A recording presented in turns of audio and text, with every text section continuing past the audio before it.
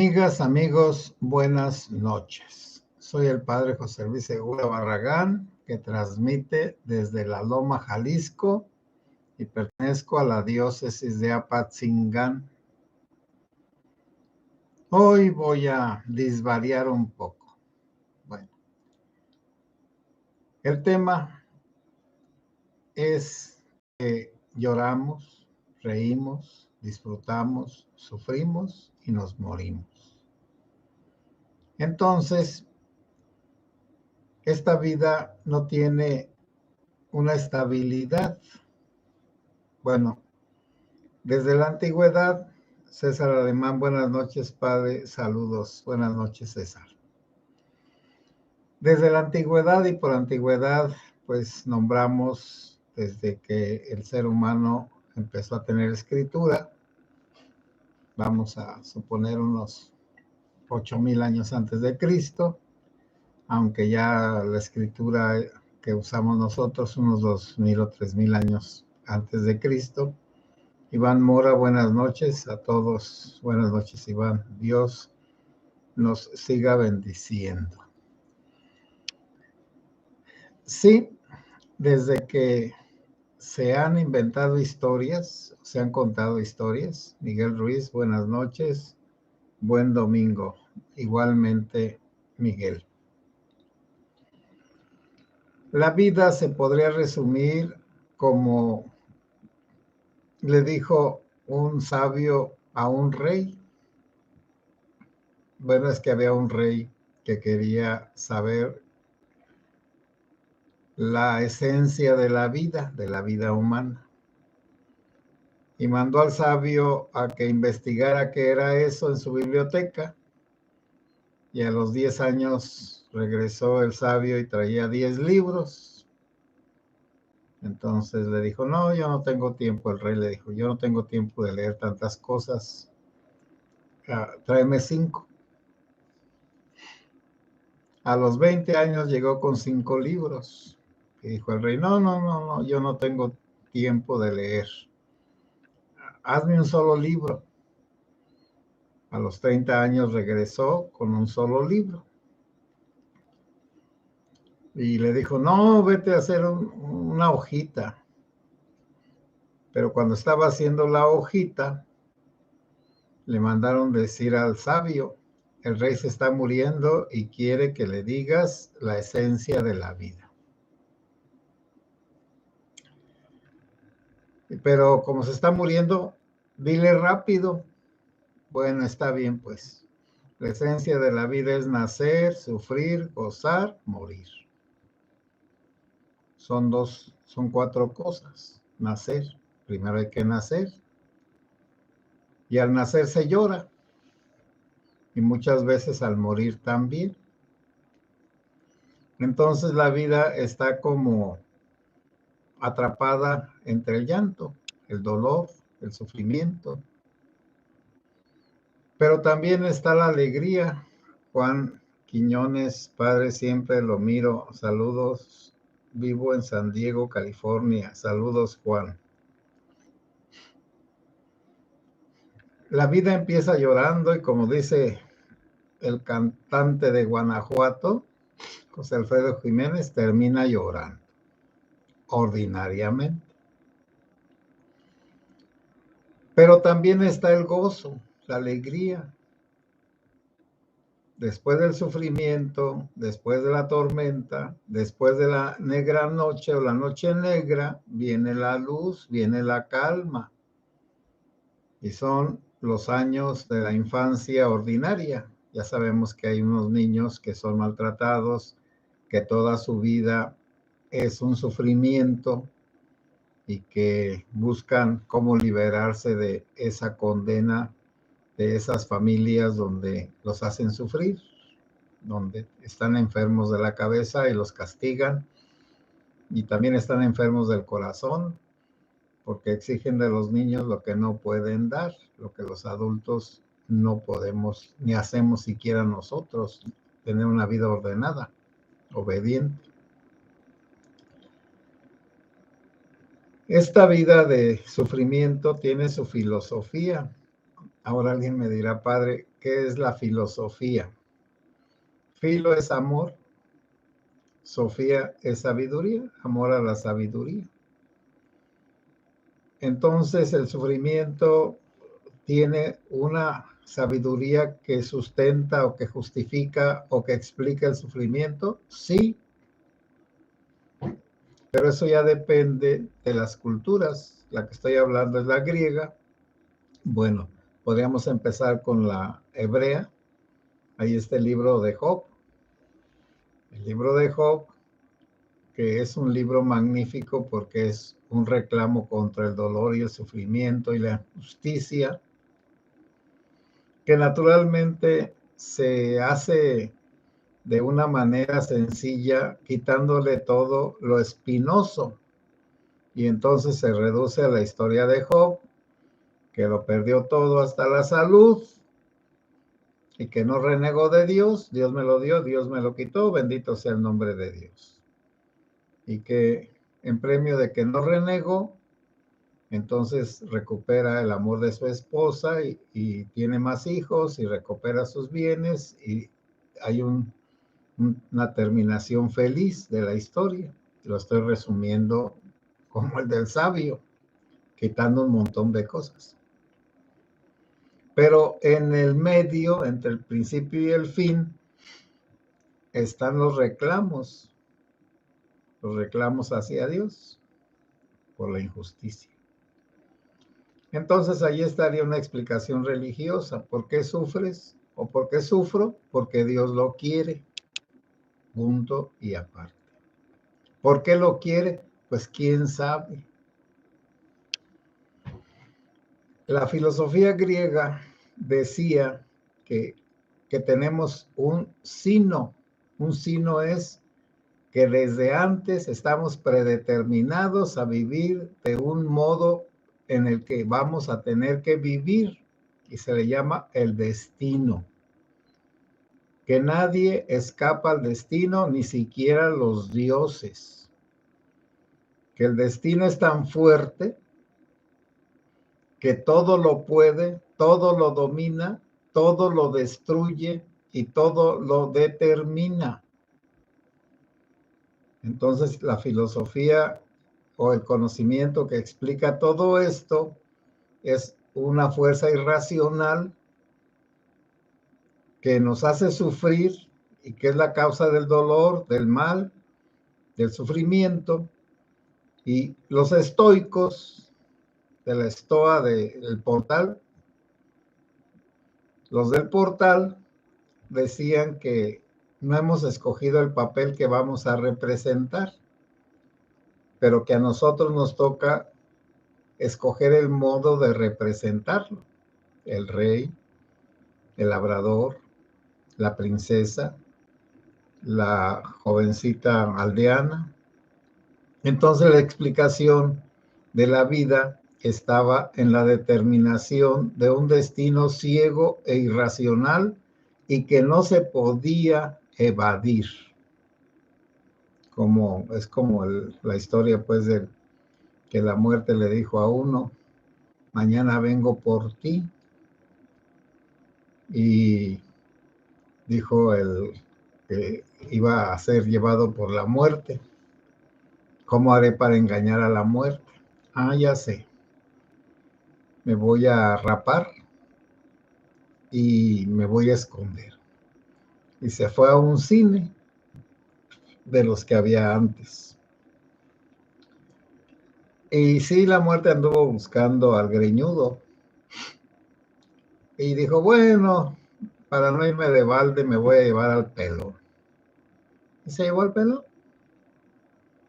Porque del destino nadie se puede eludir. Y por eso decimos, ya le tocaba. Ya estaría de Dios. Y cuando se salva a alguien, también decimos, ya estaría de Dios. Y los guajolotes solo se mueren la víspera. Pero son explicaciones que uno da. No son cosas profundas. Bueno, el que está en el sufrimiento, pues sí, ¿por qué sufro? La explicación cristiana del sufrimiento es compartir los sufrimientos de Cristo, que así como Cristo vino a sufrir, y ahí también está lo irracional, porque como un Dios amoroso manda a su Hijo a que muera en la cruz por los pecadores. Ese es el misterio del cristianismo, no es otro. El misterio del cristianismo es, y por misterio no quiero decir una cosa desconocida o una cosa maravillosa, sino algo que no se puede explicar, como el destino de los griegos, como la voluntad de Dios de los hebreos. El misterio del cristianismo es que un Dios mande a su Hijo a morir en la cruz y que entonces el cristiano tenga que llevar su cruz de cada día. Así lo dice el Evangelio: el que quiera ser mi discípulo, que tome su cruz de cada día y que me siga. Artemio Velázquez, buenas noches. Buenas noches. Luego, pues está el sufrimiento simplemente viviéndolo, sin sentido. El sufrimiento que no se puede explicar de ninguna manera lleva al suicidio. Hay muchas formas de suicidarse. La más simple es quitándose la vida de un balazo con veneno, arrojándose a los rieles del metro, de un ferrocarril, aventándose de a un precipicio. Hay altísimas formas de morir, de hacerse morir. También está la otra muerte, la más horrorosa: vivir una vida sin sentido, haciendo sufrir a los demás, amargada la persona, grosera, malvada, traicionera, hipócrita, criticona, tacaña, muerta en vida la persona, comida por los gusanos de la maldad. Bueno, si uno encuentra que una vida no tiene sentido, entonces la salida es el suicidio. Y de hecho, el suicidio o el asesinato son la forma de evadir al destino, aunque cumpliendo el destino.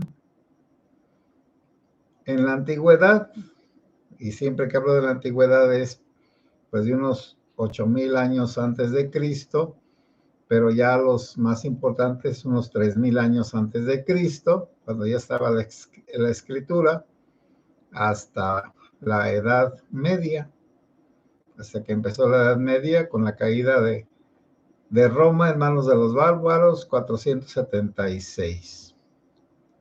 Entonces son más o menos 2,000 años, los 2,500 años o 3,000 de lo que se llama la antigüedad, lo antiguo, lo primero. Y entonces en la antigüedad, los héroes, ¿cuál era la deshonra de un héroe? La cobardía. En el tiempo de los guerreros, la valentía era el valor máximo. La cobardía era el error máximo, el pecado máximo, la cobardía. En la época de Sócrates, bueno, los de los héroes, pues es en el siglo VIII o IX o X antes de Cristo, lo de la Ilíada y la Odisea. En la época de Sócrates, 1470 más o menos, el honor era ser ciudadano y ser valiente y haber pasado los 20 años de servicio militar que tenían que prestar todos los varones, ciudadanos libres, en las ciudades griegas. 20 años. Así que de los 20 años a los 40, si había guerras, tenían que luchar. Y los que regresaban se volvían ya ancianos En aquella época la gente vivía muy poco tiempo, la mayoría. Y estaban los espartanos, que cuando se iban a la guerra, las madres y las esposas y las hijas les decían a los guerreros: o vienes con tu escudo o vienes sobre tu escudo. Es decir, si vienes con tu escudo, vienes triunfante. No corriste en la batalla, no fuiste cobarde. Y si vienes sobre tu escudo, muerto, porque moriste en la valentía, en la lucha, o vienes sobre tu escudo, o vienes con tu escudo, y si no, no vengas. Bueno, alguien dirá, ¿cómo puede ser eso? Bueno, son culturas de otros tiempos. Así eran las cosas.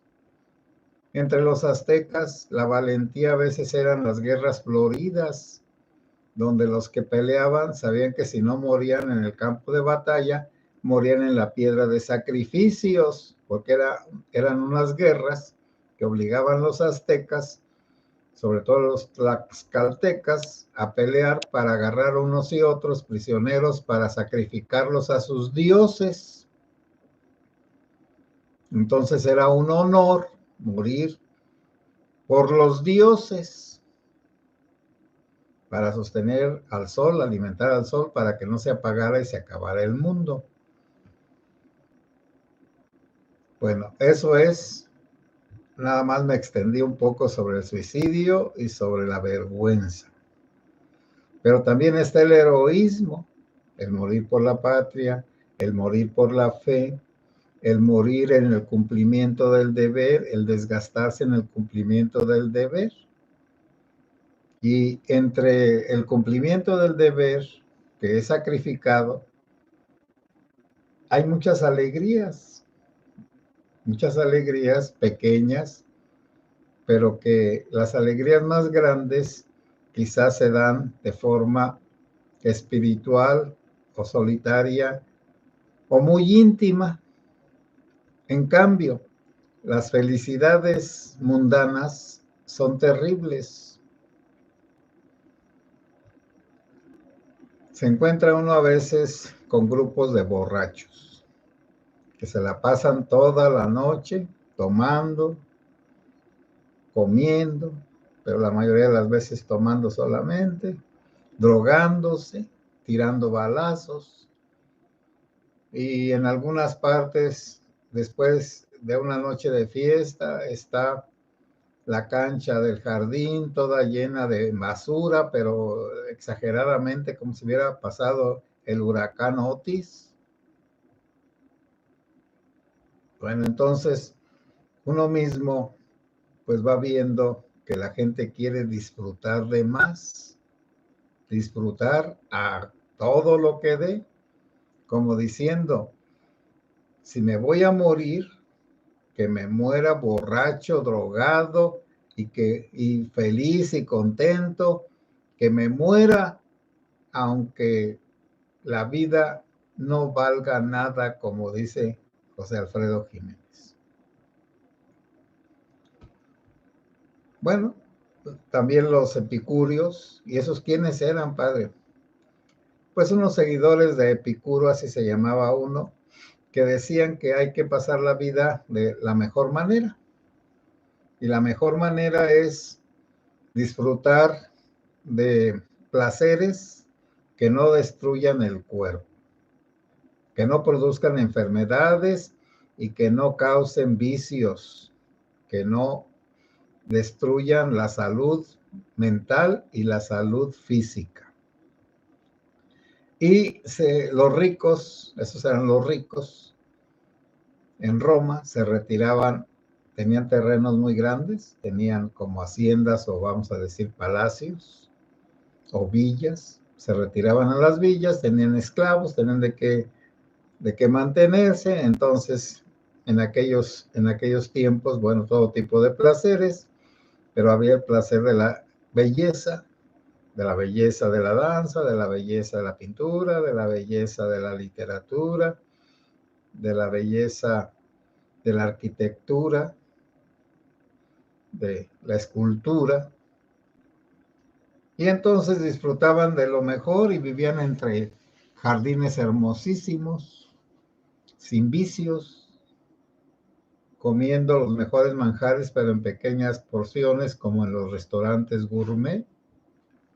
En los restaurantes o restaurantes gourmet, pues la comida es tan fina que son pequeñas porciones y que hay que disfrutarlas, porque vamos a decir lo grosero, lo grotesco, lo burdo, pues es agarrar una pierna de puerco y gruñirla, o también pues una pechuga de pollo, por decir, es tomar cantidades grandes de comidas que no tienen ningún chiste para su elaboración. Los epicúreos buscaban todo lo más refinado del alimento, de la bebida, de los placeres, de los disfrutes, de las artes, de la ropa, de las albercas, de todas las cosas buscaban lo mejor porque tenían dinero y además eran inteligentes y querían disfrutar más tiempo y mejor. Posiblemente en la vejez, eso ya no lo sé, pero lo supongo, pues se suicidaban con un buen veneno que no produjera ningún dolor, se quedaban dormiditos. Bueno, amigas y amigos, les dije desde el principio que iba a delirar un poco. Bueno, ¿qué es lo que podemos sacar de la platiquita que dije? Pues que aceptemos los sufrimientos, sobre todo cuando nosotros mismos los producimos, somos los causantes.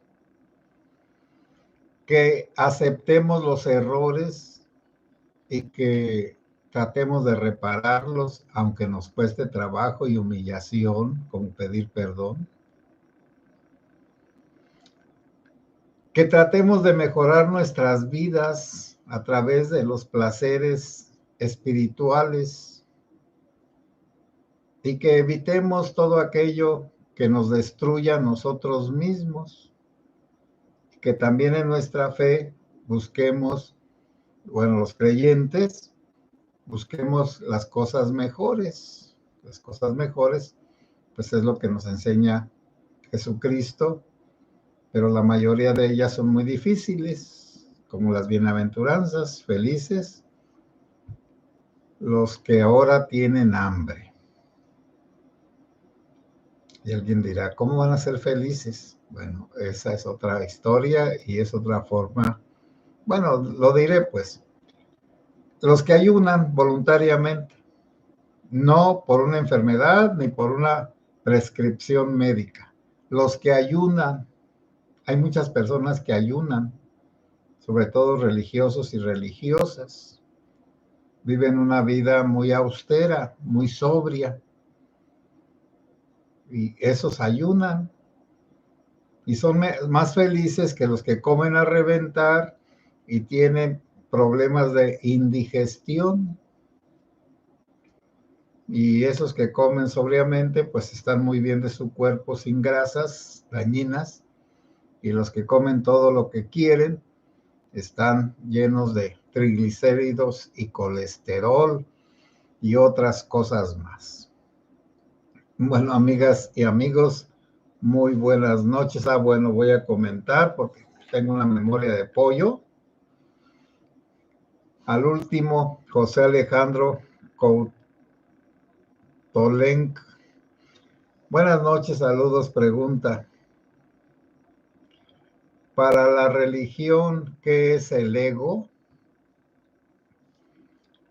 Mira, José Alejandro, el ego es un nombre nuevo. En latín, yo se dice ego, y en griego, ego, pero no en el sentido que le da la psicología. La psicología que empieza pues con Freud, vamos a decir, a finales del siglo XVIII y principios del siglo XX. Sigmund Freud, pues. La doctrina de Sigmund Freud, porque tenemos que entender que es ese ego, si es el que me preguntas, que la persona está constituida de un yo, este que estoy hablando, que abajo tengo un inconsciente. Sí, yo soy un inconsciente, tengo un inconsciente o subconsciente. El yo, del que estoy hablando, sabe muchas cosas, pero el inconsciente tiene otras que las tiene reprimidas por un super yo, que es una autoridad, que es la religión, que son los padres, que son los maestros, que son las costumbres sociales.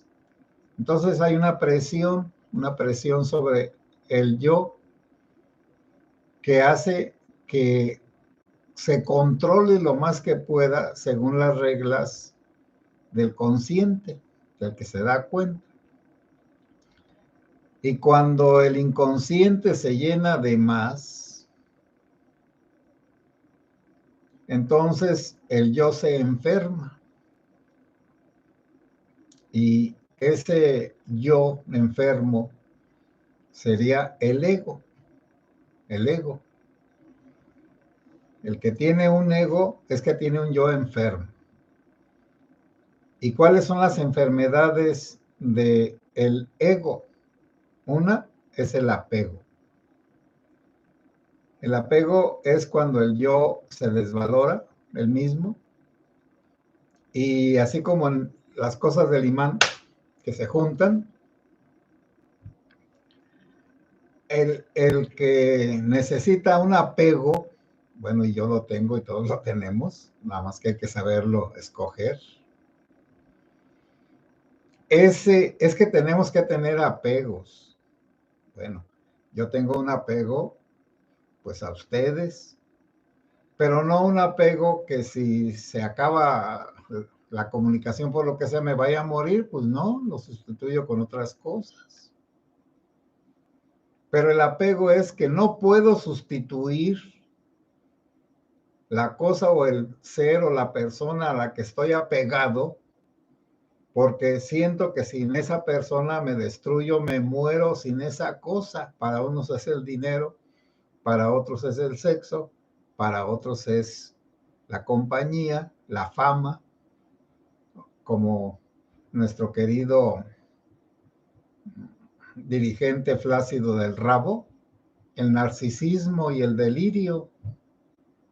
El narciso es el que quiere ser el centro siempre de todas las cosas. Es un ego enfermo, un yo enfermo. Estoy poniendo lo del apego porque creo que es lo más notorio. La señora que no puede vivir con el perro y que a veces el perro separa el matrimonio porque ella quiere que duerma en medio de su esposo y ella. Bueno, ¿quién va a competir con un perro o un gato? Pues no somos del mismo nivel. ¿Quién va a competir con el dinero? Este quiere dinero, lo demás no le importa, pues que se vaya muy lejos, no digo la palabra correcta, porque su apego le impide amar. Pero el apego es como una necesidad, una enfermedad, consciente o inconsciente. Si es consciente, pues uno puede controlarlo a algo. Si es inconsciente, pues no. Y luego, pues están las fobias. Fobia es odio, miedo, coraje. Un ego enfermo tiene muchas fobias: a la oscuridad, al agua, a la soledad, a pasar por lugares abiertos, o se siente muy mal en lugares altos o en lugares estrechos. Pero el ego, quizá del que todos queremos hablar, es que es el egoísta. El que él es él y él y él. Primero él, enseguida él y después él. Se les llama el yo-yo, el yoyismo.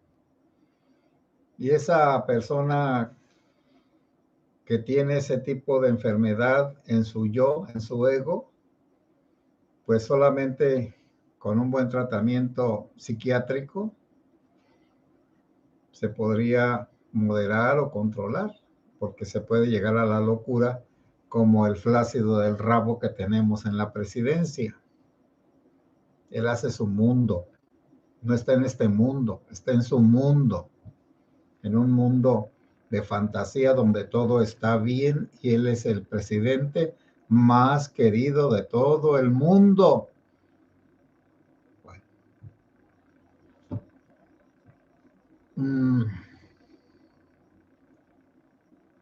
En la religión, ¿qué es el ego? Podríamos decir que es el demonio. El demonio sería la posesión, el ego sería que el yo se deje posesionar por el demonio. Así como una persona se puede dejar posesionar por Dios, cuando invoca a Dios, pide que Dios se meta dentro de ella, esa persona se vuelve hijo de Dios, la gracia de Dios, la santidad de Dios, la luminosidad de Dios. Y en la religión el ego sería el demonio que dice yo, o la soberbia en grado sumo. Yo no sirvo a nadie, yo soy Dios, yo soy mi Dios. Sería volverme yo un ídolo, pero no un ídolo es una imagen. Yo soy imagen de Dios, soy ídolo de Dios. Pero suplir la imagen por la realidad, querer decir y creer que yo soy Dios, el flácido del rabo, que cree que con decir las cosas se van a realizar como si fuera el creador. Buena charla, Miguel Ruiz. Debemos aprovechar cuando tenemos la oportunidad de conocer, leer, escuchar, aprender, compartir. Con eso me quedo esta noche. Mil gracias por compartir sus conocimientos. Lo felicito, pues yo los felicito a ustedes por estarme escuchando. José Alejandro Coutolenc. Gracias, me gustó y amplió mi conocimiento. Cuando gusten pueden preguntar. Si sé, contesto. Y a veces contestaré medio bien o medio mal. Marina Carrillo, la egolatría del Palacio Nacional. Sí, pues, ego es yo. La tría es adoración.